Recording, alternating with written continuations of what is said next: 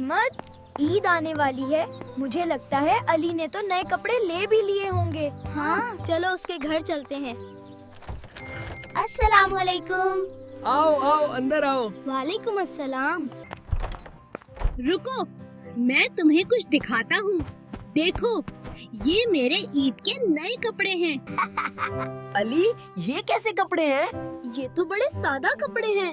भाई, ईद पर ऐसे सादा कपड़े कौन पहनता है? हमजा, ऐसा नहीं करना चाहिए। क्यों? मैं तो बस मजाक कर रहा था। नबी करीम सल्लल्लाहु अलैहि वसल्लम ने हमें मना फरमाया है, अपने भाई से झगड़ा ना करो और ऐसा मजाक ना करो जिससे उसे तकलीफ हो। ओह, मुझे ये हदीस मालूम नहीं थी।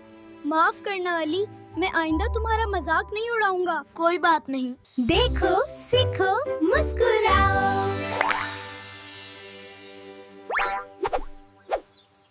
और वैसे आली के कपड़े तो बहुत अच्छे हैं। हमें सुन्नत के मुताबिक लिबास पहनना चाहिए। सुन्नत के मुताबिक? जी हाँ, नबी करीम सल्लल्लाहु अलैहि वसल्लम को सफेद लिबास बहुत पसंद था। सफेद कपड़े पहना करो, ये तुम्हारे बेहतरीन कपड़ों में से हैं।